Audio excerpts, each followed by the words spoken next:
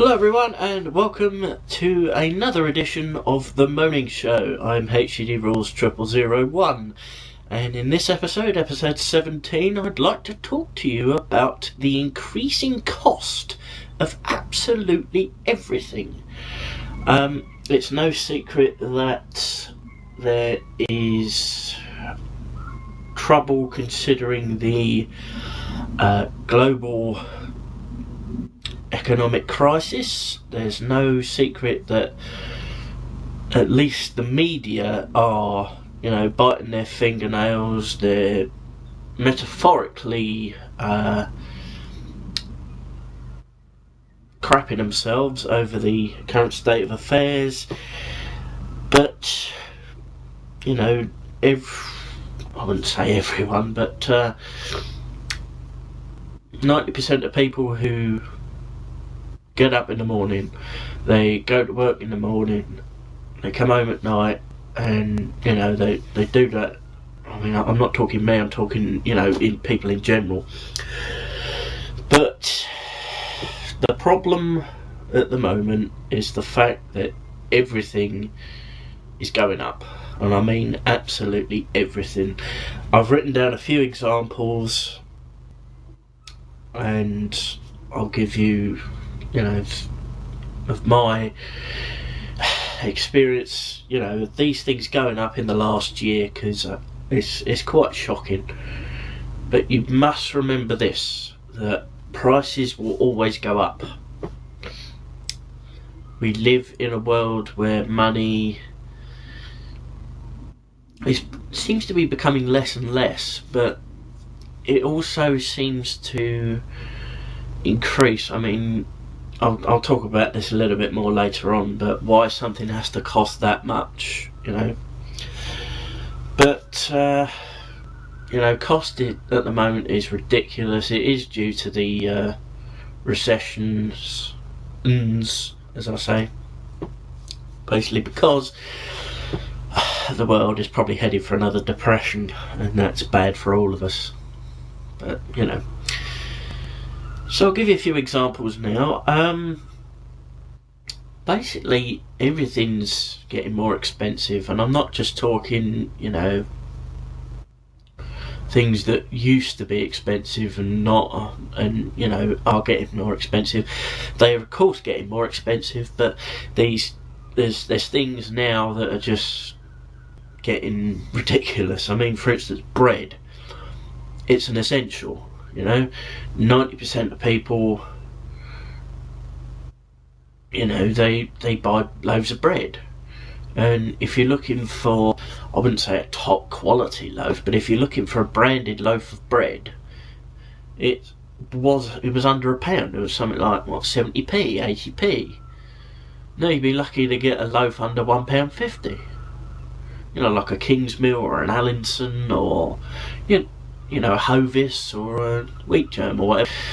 You're going to be paying close to £1.50 for a loaf of bread. And if you live in a household that of three or less, you're going to be chucking most of that bread away, or giving it to the birds, or taking it down the pond and feeding the ducks. It's pretty scary stuff, to be honest with you.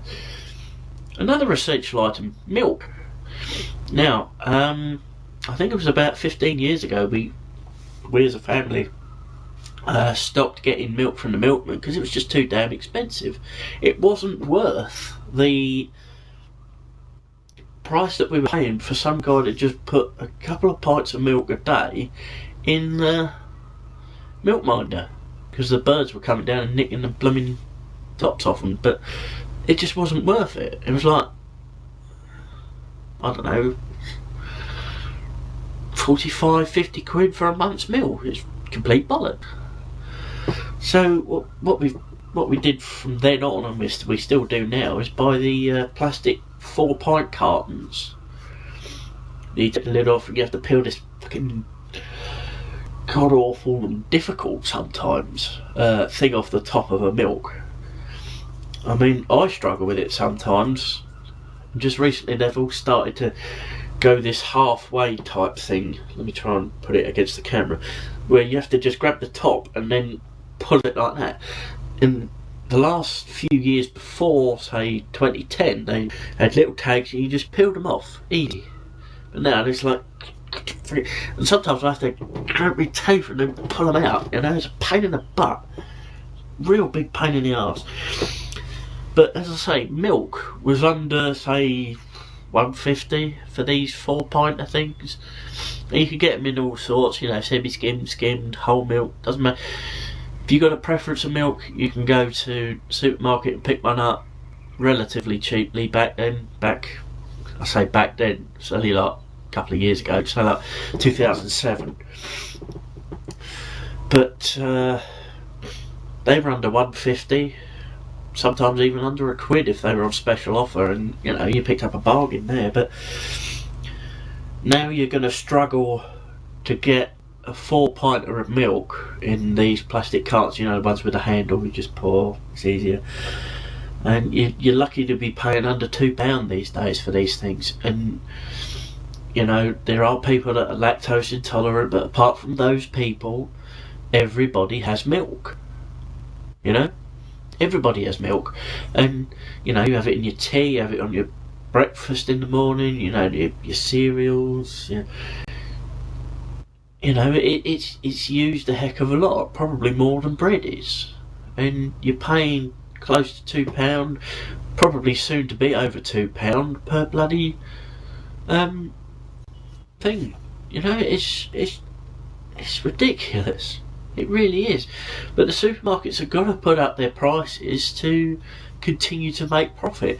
And that's the reason everything is going up. Profit. You know, I mean, every business is in business to make profit, and that's understandable.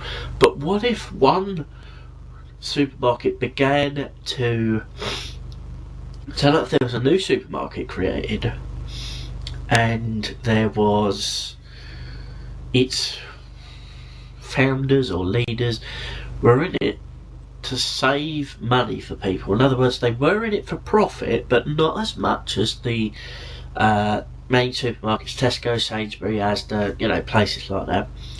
What if they were challenged by this new supermarket that instead of taking, say, for example, say like £1 billion profit every year, they only took, say, £250 million profit every year. The 750 million saved, and this is just for example, as I said, what if they saved the money, put it back into the store, and so in other words, instead of a loaf of bread costing £1.50, it cost £1. Instead of a 4-pint carton of milk, instead of costing £2, it would cost £1. You know, I'm not talking about a pound stretch or anything like that, or Poundland or whatever. What I'm talking about is a fairer supermarket, a supermarket that is not in business for horrendous profit. You know, there's been a news article recently about a banker's bonus of over 1.4 million, and it's like the guy, there was public outrage at this bonus, but there was significant, you know, moaning from the politicians and people that the guy didn't take the bonus, he rejected it.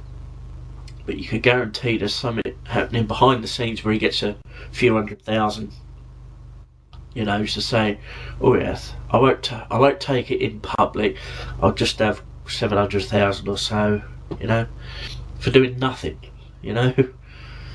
All this guy does is sit behind a desk, drink your coffee, and probably play solitaire all fucking day, you know. But that's another side. This is why we're in trouble, because these bankers don't give a shit. DVDs. You know, before all this crap started, DVDs were getting to be under £10 on release day, you know. And so like if you had 30 quid or a birthday, or you know, a couple of birthdays coming up, you could go into a shop or you could go to a supermarket with a 30 quid and go out with 3 DVDs. Can't do that now. We barely come out with 2, for God's sake. You know, the prices of DVDs are creeping back up to when they first came out. And when they first came out, they were like 15 quid for a DVD. And if it's a double disc special edition, you know, with bloopers and deleted scenes, interviews and making ofs and things like that, if you're paying for a double disc edition, you're paying close to, say, 18 to 20 quid for a double disc. And that's anything, you know. It's, I mean, DVD, the more the economic downturn pushes us back as a country, or pushes the public back into their homes per night, you know, the more people are going to spend on electricity bills, the more they're going to watch DVDs, the more they're going to play video games. And speaking of video games, you know, they were coming down to below 30 quid for a brand new release, you know, and these days you're lucky to get a release under 40. You know, RRPs, recommended retail prices of video games and DVDs. For video games it's 45, 50 quid. I know in America they seem to pay that much for video games. They may well be getting ripped off, I don't know. But if you do the sort of like conversion from UK pounds to US dollars, it probably works out more or less the same. But for DVDs, recommended retail's like 20, 25 quid. It's ridiculous. Alright, you get to keep it, but as I say, all you're paying for is a license to watch that movie, the license to play that computer game, you know. And it's not just that, it's things that, in my opinion, are a waste of money. Newspapers, they're the biggest waste of money in the world, apart from cigarettes and alcohol possibly.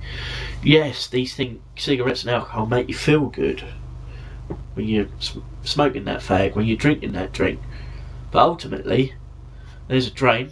Look, there's a tenner.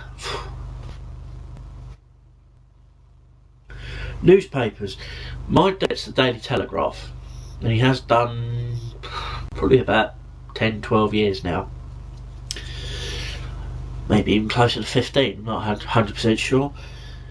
Now, it was always about 80p, 70p, something like that. Beginning in 2008 it went up to £1. Now it's £1.20 a day, you know, and that's not counting the horrific prices for the Sunday and Saturday telegraphs. So you're talking, excuse me, you're talking let's see now, 6, 8, probably talking closer to 8 quid, maybe even 9 quid a week on newspapers. And the worst thing is, he doesn't read it all. He checks out the birthdays, the celebrity birthdays, you know, which is understandable. It's interesting to find out whose birthday it is. Then he checks out the obituaries column. He reads the main headline, he looks at the cartoon on the front page, and maybe looks at the big cartoon in, say, like page 12 or something, or whatever. He reads the sport pages, forgets everything else, chucks it away, and when he's finished with all of that, I'd say within an hour, I mean, he goes straight for the puzzle page, you know, one with the Sudokus and anagrams, things like that. He's always doing them. But for the majority of the paper, I'd say for at least, say, 85p of the paper, it's going in the recycle bin within half an hour. That's what I'm trying to get at. People that buy newspapers, yeah, it might be good to have something to read on the train or the tube or wherever you're travelling, and however you're travelling, apart from a car, obviously. I'm not that bloody stupid. But what I'm saying is that people buy newspapers are quite literally throwing money down the drain. You know? I mean, pardon my maths here, but 4 8s are 32.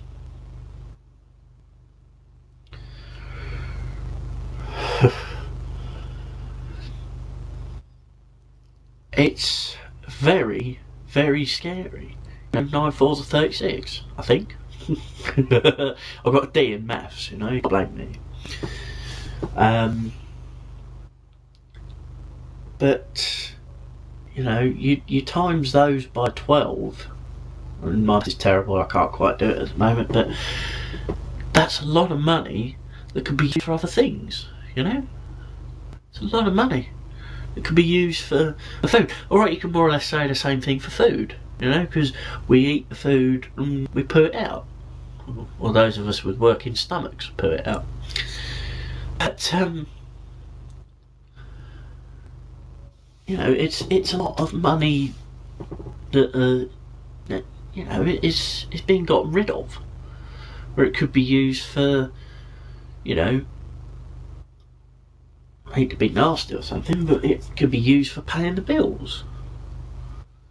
I mean, you're talking 30 quid a month, that could pay some of your electricity bill or whatever. And here's one thing that's really scaring me. Rents and mortgages. Now, I don't...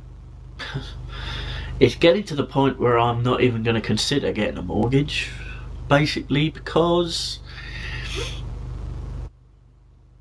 you know, I mean, through bad luck or whatever, I've yet to hold down a job for more than a year. I think the longest job I've ever had is like 14 months. And that's, like I say, bad luck or whatever, you know, situations arise. I mean, if Woolworths hadn't have gone down, I'd still be there now. But, you know, that's what's happened to me, but, you know, that's neither here nor there. But even if I was still at Woolworths, I still wouldn't be getting a mortgage. For a start, it's bloody expensive. You have to put a down payment of X thousand. Probably about 10% you've got to put down for your mortgage, and that, you know, to suddenly find, so like, even if it's like 10 grand, you've just got to find like that, you're immediately in debt. There's not many people in this day and age that work a 9 to 5 job or work a job 6 days a week that can afford to spend £10,000 on this, spend £10,000 on that, which is why people rent. Still, people are renting because it's the cheaper option. And these programs like Homes Under the Hammer and, you know, Find Me a New Place or Location, they do not understand the meaning of people that work for a living. I'm not saying that the people in these programs don't work, but what I'm saying is that every single one of these people has got more money than the average person watching the program.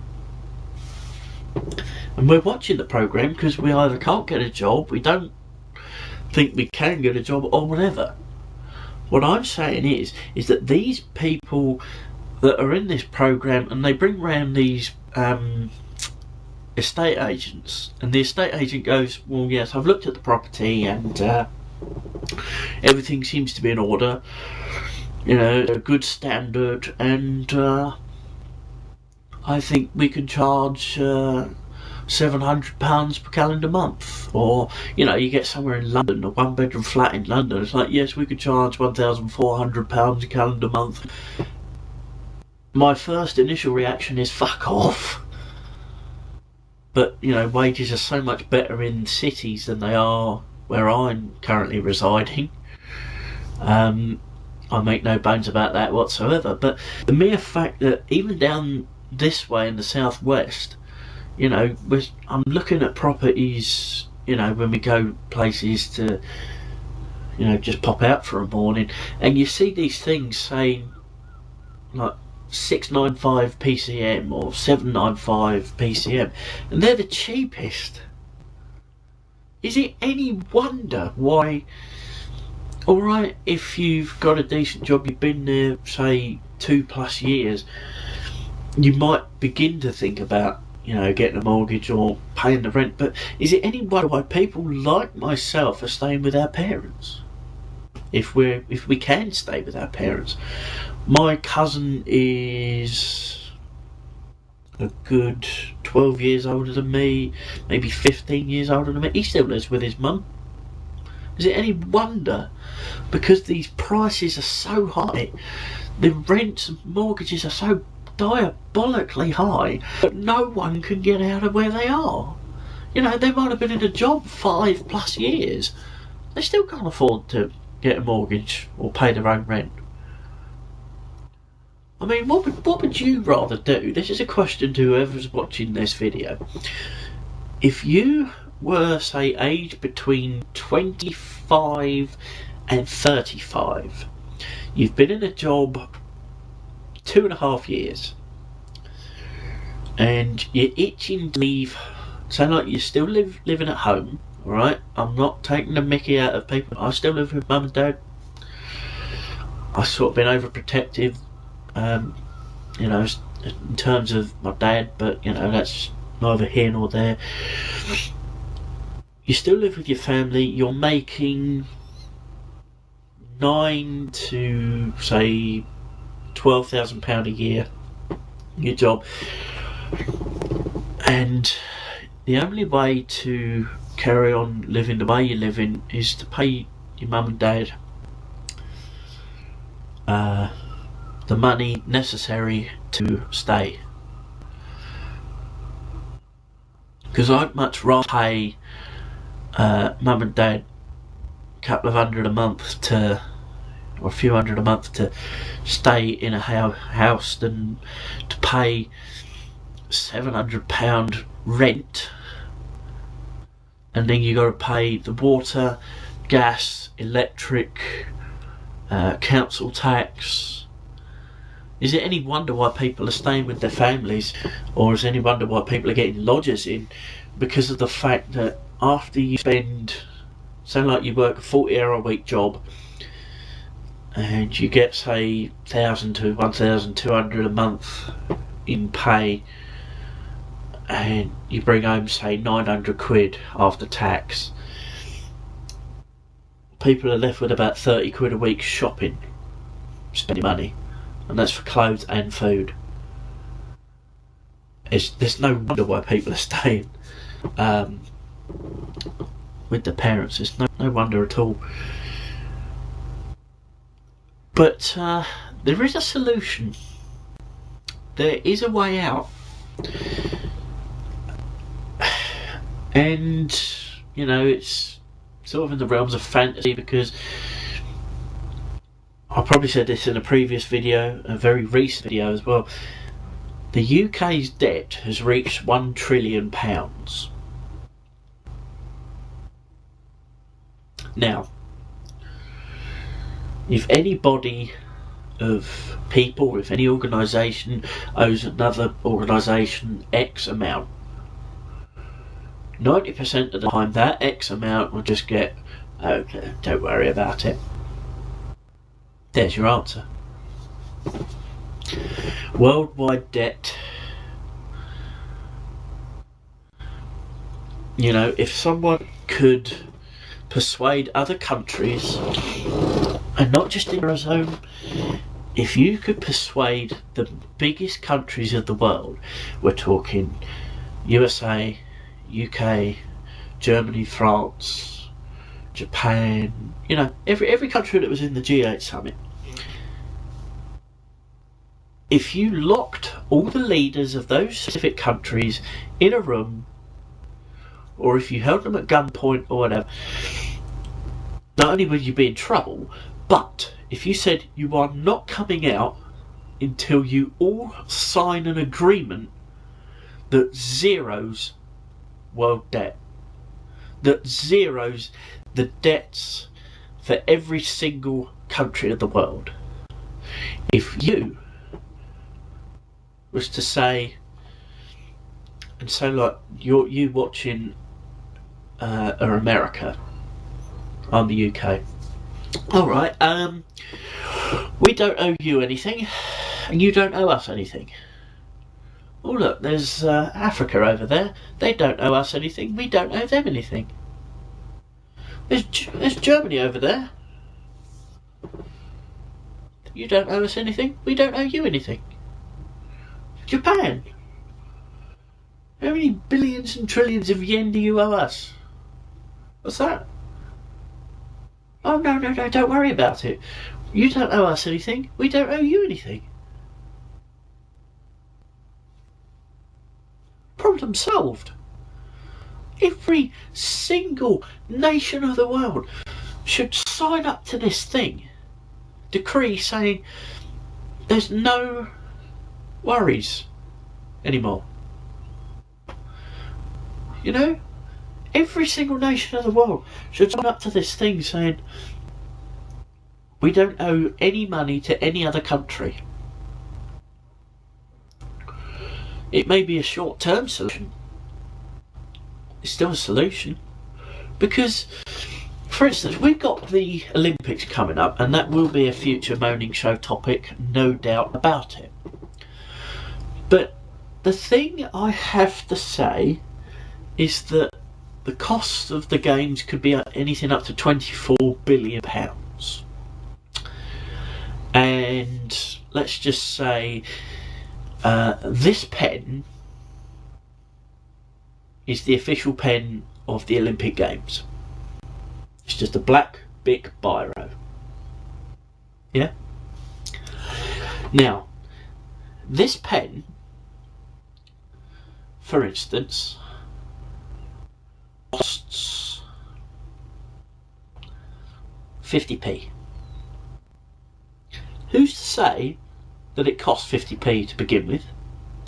Secondly, can't we find another company that would do exactly the same? Yeah, give us exactly the same pen for 30p. Or another company that will do it for 20p. But no, we have to get an official pen that costs 50p. Do you know what I'm getting at? These headphones. So like for instance, they cost 20 quid. That's probably what they did cost, but you know, I'm just using it as an example. Sony headphones, yeah? 20 quid. We go to company B, 15 quid. Go to company C, 12 quid. Go to company D, 8 quid or whatever.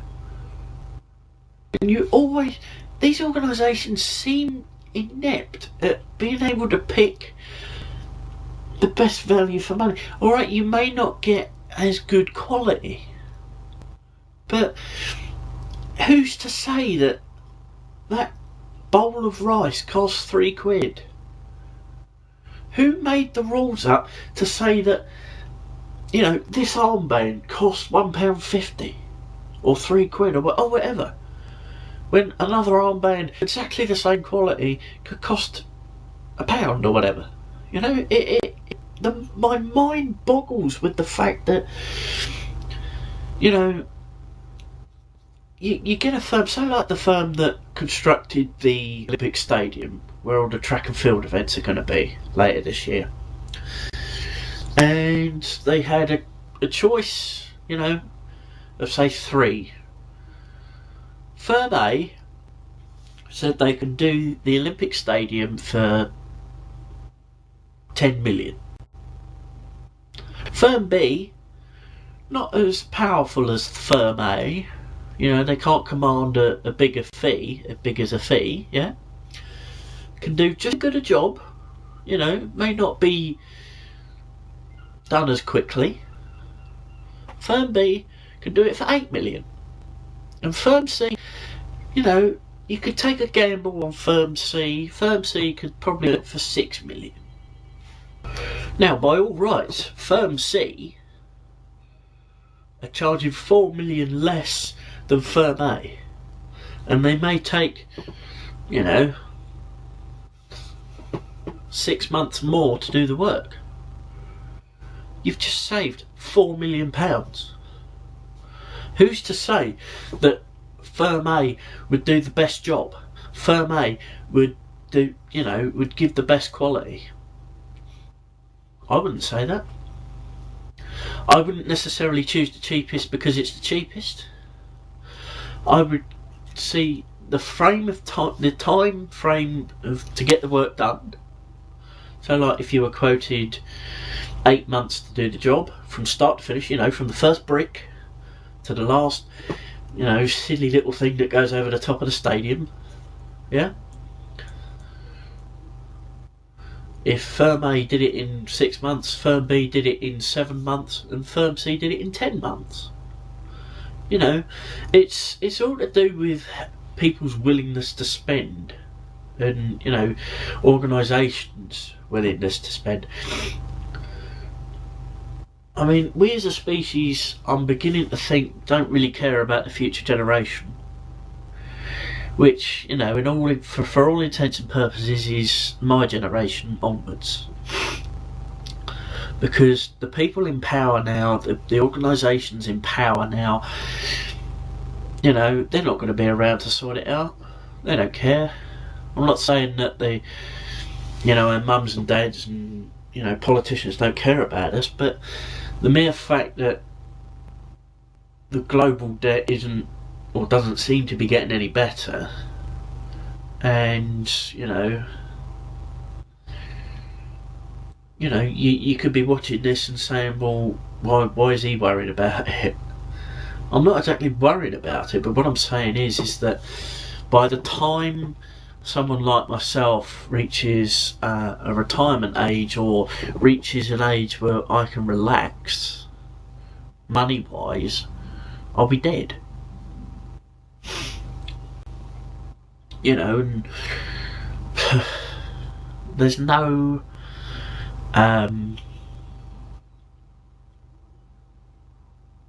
time in anyone's life that death should be a more attractive proposition.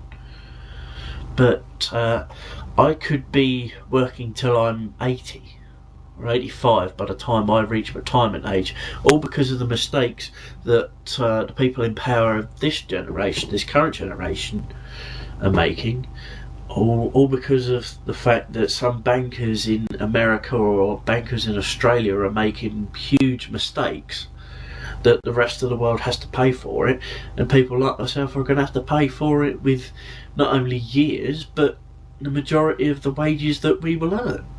It's not fair, it's not right, and it's certainly not going to be a future that I tremendously want to be a part of. You know, I mean, the Olympic Games this year will cost anything up to 24 billion. Now, who's to say, as I keep saying, that the fireworks used in the opening ceremony, because there will be some, there's no doubt about it, the fireworks used in the opening ceremony will cost 6 million. I'm not going to get fireworks that cost $1 million maximum. So that's basically it for this edition of the Moaning Show. It's, you know, just doing the tiny bit of, I mean, it was a tremendously tiny bit of research. I mean, I'm just going on experiences that I've had in the last few weeks. I'm talking about specifically the bread, the milk, the newspapers, and, you know, you look at these things and you think, well, why do they cost that? But that's the way of the world. And the solution I gave of all world leaders sitting in a room and not coming out until everything's agreed and things, that'll never happen. It'll never happen. I mean, the only thing that will lead to something like that is another world war.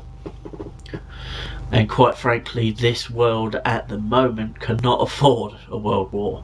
It's as simple as that. The world can't afford anything. So we little people will, I'm not talking size, I'm talking stature.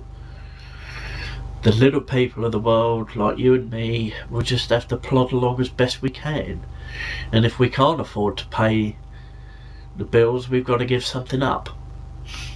And, you know, it's all to do with, you know, what we can do, what we can, give up and things like that. I'm talking to you through YouTube, through the internet. 5-6 years time, people like us probably won't have the internet. You know, we'll have to rely on phones and things like that. So, as sad as the future may be, we'll get through it. We'll cope.